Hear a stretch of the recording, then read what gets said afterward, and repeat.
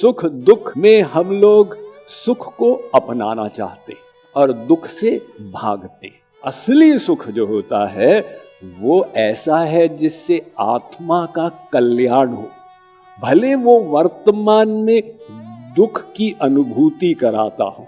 भगवान परीक्षा लेते हैं, हर परिस्थिति में उपाय अलग अलग होते हैं समाधान के। सुंदरकांड में जब पता चला वानरों को सीता जी तो लंका में एक वाटिका में हैं, तो हनुमान जी कूदे राम काज के लिए और सामने बाधाएं आ गई, एक जल से, एक थल से और एक आकाश से। सबके प्रिय सबके हितकारी, दुख सुख सरस प्रशंसा गारी। सबके प्रिय सबके हितकारी, दुख सुख सरिस प्रशंसा गारी।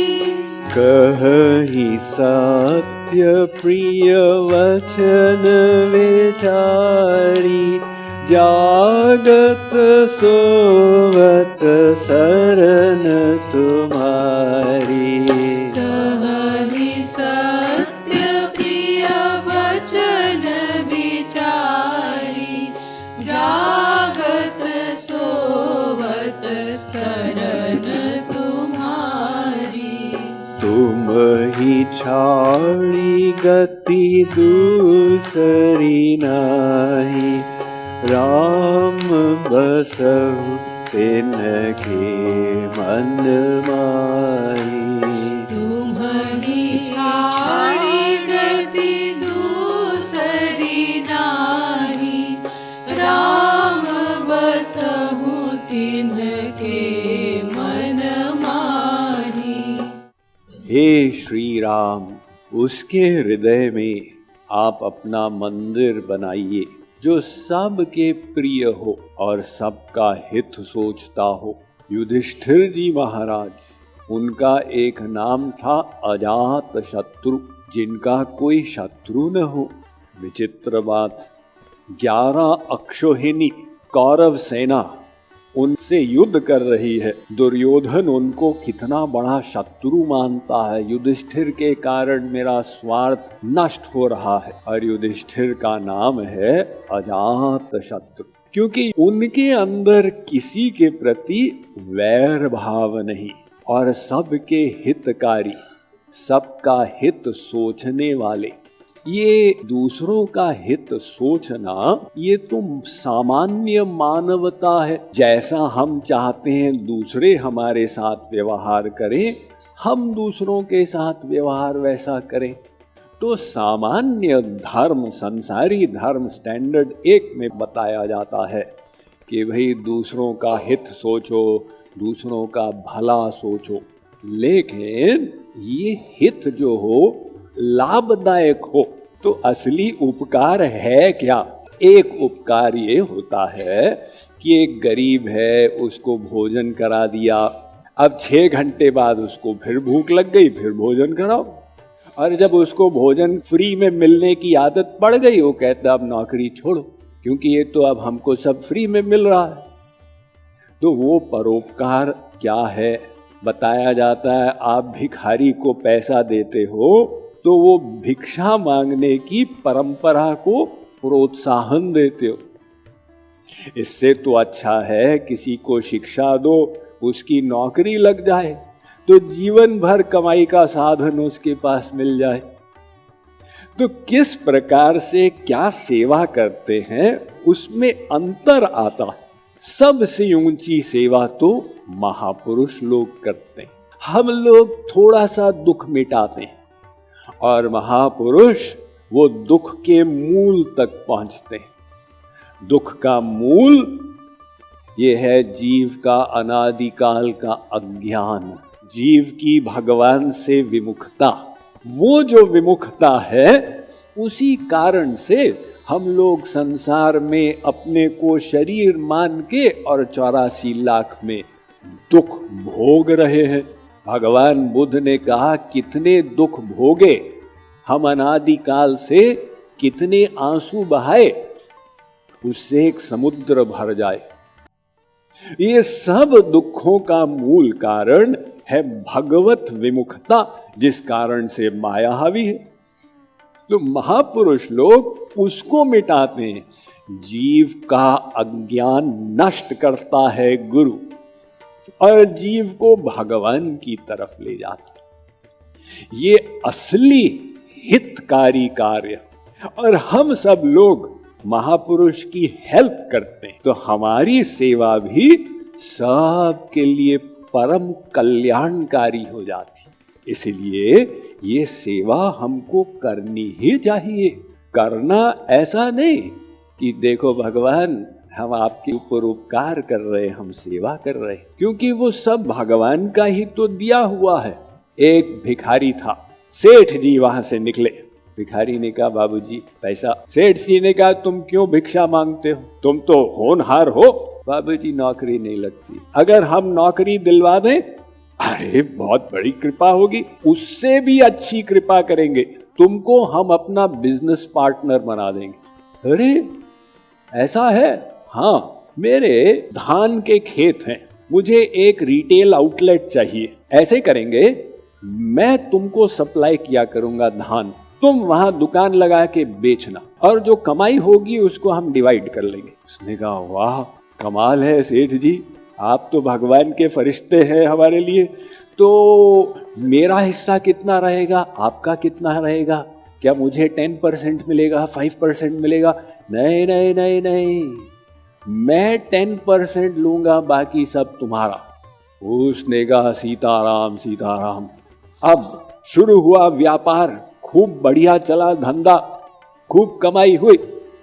धीरे धीरे महीना पूरा होने लगा। उसकी बुद्धि ने कहा कि ये तो मैं परिश्रम कर रहा हूं, सेठ जी को क्यों दूं, सारी मेहनत तो मेरी है। 1 महीने के बाद सेठ जी ने कहा कैसा चला धंधा? अरे महाराज बहुत बढ़िया। तो 10% निकालो। काय का निकालूं, परिश्रम मैं कर रहा हूं, आपको क्यों दो? आप कहेंगे साहब ये तो घोर अन्याय है। तो भगवान भी यही कहते हैं कि हमने सब दिया तुमको, हमारी पृथ्वी, हमारा वायु, जल, तेज इत्यादि, अब तुम 10% निकालने में तुम संकोच करते हो। तो 10% तो एक संसारी व्यक्ति के लिए बताया गया, लेकिन जो सत्संगी होते हैं उनको तो ये लक्ष्य बनाना चाहिए कि जितना आवश्यकता हो उतना ही उपयोग करें, और जितनी सेवा हमसे बन सके उतनी हम करें। ये परम हित का कार्य। और आगे कहते हैं दुख सुख सरिस प्रशंसा गारी, जिसको दुख और सुख एक समान लगे, वो सुख दुख में हम लोग सुख को अपनाना चाहते और दुख से भागते। ये किसका स्वभाव है? ये हमारे मन का स्वभाव। मन जो होता है ना, वो एक छोटे बच्चे के जैसा। वो बच्चे के 2 लक्ष्य हैं, दुख से भागो और सुख को प्राप्त करो। किंतु ये जो सुख के लिए भाग रहे हैं, ये श्रेय सुख नहीं है, प्रिय सुख है। और असली सुख जो होता है वो ऐसा है जिससे आत्मा का कल्याण हो। भले वो वर्तमान में दुख की अनुभूति कराता हो। जब तपस्या करनी है, परिश्रम करना है, तो मन बुद्धि को दुख मिलता है, वो दुख भी हमारा कल्याण करता है। इसलिए जो तत्वज्ञ है वो समझता है कि जीवन में दुख भी आएगा तो कुछ कल्याण करके जाएगा, वो दुख भी आएगा कुछ शिक्षा प्रदान करेगा, उसमें भी हमारा लाभ संभव है। इसलिए संत लोग सुख दुख दोनों को सीढ़ी बना के ऊपर उठते जाते, बल्कि सुख मिले तो सावधान हो जाते हैं। जो वास्तविक साधक होते हैं उनको प्रशंसा खराब लगती और गाली मीठी लगती। ये गौरांग महाप्रभु की जीवनी का आख्यान है। अद्वैत आचार्य थे उनके निजी जन, और अद्वैत आचार्य आयु में उनसे बड़े थे। तो अद्वैत आचार्य में इतने गुण थे, महाप्रभु जी सदा उनकी प्रशंसा करते चले जाते थे। अब लोग ऐसा बोले, उन्होंने आपके बारे में ऐसे बताया ऐसे बताया, उनको बहुत खराब लगता। उन्होंने कहा क्या किया जाए, तो वे अद्वैतवाद का प्रचार करने लग गए। जीव ही ब्रह्म है, कोई भगवान की शरणागति की आवश्यकता नहीं, कोई भगवान की कृपा की आवश्यकता नहीं है, क्योंकि तुम स्वयं बस तत्वमसि बोलो और बस ब्रह्म स्वरूप हो जाओगे। अब जब ऐसा प्रचार करने लगे, शिष्यों ने जाकर गौरांग महाप्रभु से बताया कि अद्वैत आचार्य ऐसा सिद्धांत बता रहे हैं। गौरांग महाप्रभु नाराज हुए, डंडा लेकर आए और कहा मैं मार डालूंगा, क्या करते हो तुम। अद्वैत आचार्य नृत्य करने लग गए। वाह वाह वाह, मजा आ गया। अगर गुरु ने कोई कटु वाक्य बोल दिया, उनका कोई प्रयोजन तो है नहीं, उन्होंने हमारे कल्याण के लिए ही तो बोला है, वरना उनका और क्या प्रयोजन है। और कहि सत्य प्रिय वचन विचारी, तो ये सत्य हम सबको क्यों प्रिय है, क्योंकि ये भगवान का गुण है। भगवान के गुणों में सत्य, दया, अहिंसा, करुणा, ये सब भगवत, इनको ईश्वरीय गुण, ईश्वरीय संपत्ति बोलते हैं। और हम भगवान के अंश हैं, इसलिए हम सबका सत्य से सहज एक स्नेह है, प्रेम है। यही कारण है कि कोई हमें झूठ बोले तो हमको अच्छा नहीं लगता।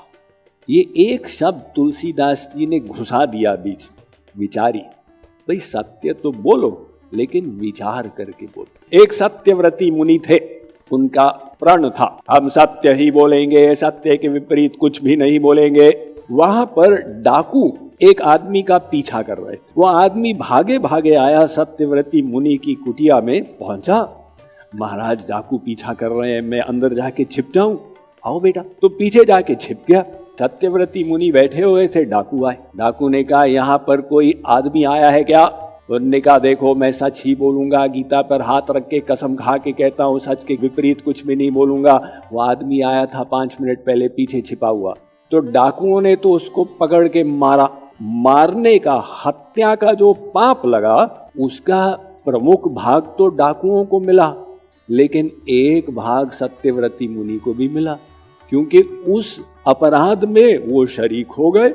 अब सत्य तो बोले, लेकिन परिणाम हानिकारक हो गया। और जागत सोवत शरण तुम्हारी, तुम ही छाड़ी गति दूसरी नाई। गति मतलब लक्ष्य। तो लक्ष्य बना लिया, मतलब क्या, अब हम गुरु जी के साथ में बैठेंगे। गुरु जी कहें जाओ सेवा करो, नहीं गुरु जी आप हमारी गति हैं, हम तो यहीं पे बैठेंगे। ऐसे नहीं, लक्ष्य बनाया हरि गुरु की सेवा को। सुंदरकांड में जब पता चला वानरों को, सीता जी तो लंका में एक वाटिका में हैं, हनुमान जी ने कहा ठीक है मैं कूदूंगा, आप लोग प्रतीक्षा करना, चले मत जाना।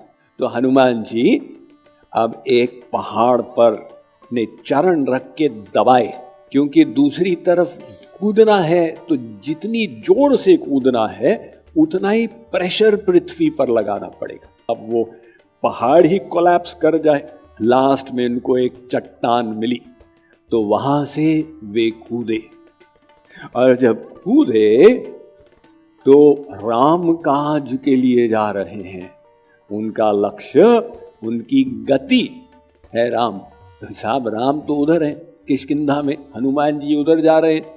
नहीं नहीं, वो राम काज है उनकी गति। राम जैसा चाहते हैं वैसा हम करें। तो हनुमान जी कूदे राम काज के लिए, और सामने बाधाएं आ गई। कुछ लोग कहते हैं कि जब अच्छा कार्य करें तो फिर बाधा तो नहीं आनी चाहिए। हम तो अच्छी मंशा से किए साहब, और ये कठिनाइयां क्यों आ गई। तो हनुमान जी को भी बाधाएं आई। भगवान परीक्षा लेते हैं। तो 3 प्रकार की बाधाएं आई। सबसे पहले समुद्र से एक सोने का पहाड़ उठा, मैनाक पर्वत। पहाड़ ने कहा कि आप इतना परिश्रम करते हो, आपके तो हाथ पैर थक गए होंगे, हे हनुमान आओ थोड़ा यहाँ पे विश्राम करो। हनुमान जी ने कहा कि राम काज में विश्राम कहाँ। फिर भी सम्मान करने के लिए वो पहाड़ का हनुमान जी उसको छू दी। वो पहाड़ मैनाक ने हनुमान जी को अपनी वाणी से नमन किया, मैं रामदूत को नमन करता हूं, और नीचे आने लगा। हनुमान जी आगे बढ़े, वहां से एक सर्पनी उठी, उसका नाम था सुरसा। उसने कहा मैं बहुत दिन से भूखी हूं और तुम तो बड़े टेस्टी लग रहे हो, मैं तुमको खाने जा रही हूं। तो हनुमान जी ने कहा अब इसका सामना कैसे करें, बुद्धि का उपयोग करना पड़ेगा। हनुमान जी अपने रूप को डबल कर दी और हनुमान जी ने कहा तुम मुझे खाओगी कैसी, पहले मुंह खोलो तब तो खा पाओगी। तो सुरसा ने कहा धोखा मत देना। हनुमान जी ने कहा ऐसे करते हैं, मैं पहले अपना कार्य कर लूं, मुझे सीता जी का पता लगाना, तो आके फिर तुम्हारे मुख में गिर जाऊंगा। सुरसा ने कहा देखो हमको पट्टी मत पढ़ाओ, मैं तो सर्पिनी हूं। जो सर्पिनी होती है उसको जब भूख लगती है तो अपने ही अंडे खा लेती। तो उसने कहा कि मैं तुझे जाने नहीं दूंगी। अब उसने मुंह को बड़ा किया, हनुमान जी अपने शरीर को और बड़ा कर दिया, और बड़ा किया, हनुमान जी और बढ़े गए, और बड़ा किए, और बढ़ते चले गए, और लास्ट में जब मुंह इतना खुल गया, हनुमान जी छोटा सा रूप धारण करके उसके मुख में गिर के और निकल के चले गए। तो सुरसा ने कहा आपकी बुद्धि गजब की है। सुरसा ने भी उनको नमन किया, आप अपने कार्य में सफल हों। अब तीसरी बाधा जो आई, एक सिनिका नाम की तांत्रिक थी, वो लोगों की परछाई को पकड़ लेती थी। कोई पक्षी आकाश में उड़ रहा हो, उसकी परछाई को पिन कर दे, वो बेचारा वहीं पे पक्षी अटक जाए, फिर उसको पकड़ के खा जाए। तो हनुमान जी जा रहे थे, उसने हनुमान जी की परछाई को पिन कर लिया। हनुमान जी ने कहा ये रुक कैसे गए, देखा अच्छा ये मामला है। हर परिस्थिति में उपाय अलग अलग होते हैं समाधान के। मैनाक के साथ एक उपाय, सुरसा के साथ दूसरा, सिनिका के साथ लातों के भूत बातों से नहीं मानते, एक घूसा मारा उसको, वो फर्स्ट राउंड में ही उसका नॉकआउट हो गया। तो हनुमान जी वहां से चलते चले गए और लंका पहुंचे। तो उन्होंने कहा अब शाम तो हो गई है, रात्रि में कोई देख नहीं रहा होगा, तब हम प्रवेश करेंगे। तो उन्होंने अपना रूप छोटा सा बनाया, छोटा सा वानर बन के थोड़ा बाहर से परीक्षण करने लगे। सोने की नगरी थी और किला था, तो दीवार थी। तो जब अंधेरा पर्याप्त हो गया, हनुमान जी ने कहा अंदर प्रवेश करें। वो घुसने वाले थे, एक वहां पर पहरा देती थी राक्षसी, जिसका नाम था लंकिनी। उसने कहा ए चोर, कहां जाता? हनुमान जी ने कहा किससे बात कर रही? तुझसे बात कर रही हूं। हनुमान जी ने कहा सबसे बड़ा चोर तो अंदर है, रावण, जो सीता जी को चोरी करके ले आया, और तू उसकी दासी और मुझे चोर होने का आरोप लगाती। तो हनुमान जी ने कहा क्या कहा, निकट आके बोल। तो लास्ट में वो निकट आ गई, हनुमान जी ने उसको भी एक मुक्का मारा, तो लंकिनी भी नॉकआउट फ्लैट आउट हो गई। लेकिन वो उठी, उसने कहा मैं रामदास हनुमान को प्रणाम करती। उसने कहा कि ये नगरी को रावण ने जब अपना बना लिया और यहाँ राक्षस कुल का विस्तार होने लगा, मैं बहुत दुखी थी। तो मैंने ब्रह्मा जी से प्रार्थना की थी और ब्रह्मा जी ने कहा था घबराओ मत, इसका समय सीमित है। जब एक वानर आके तुझे घूसा मारेगा, समझ लेना कि अब ये राक्षस कुल का विनाश जल्द ही होने जा रहा है। तो लंकिनी ने कहा जाइए आप नगर में प्रवेश कीजिए और मार्ग भी बता दिया, ऐसे ऐसे करके आप जाएंगे तो रावण का महल मिलेगा। वो हनुमान जी से हम समझे कि तुम ही छाड़ी दूसरी गति नाही, राम बसहु तिनके मन माही। हे श्री राम, ऐसे भक्त के मन में आप रहिए।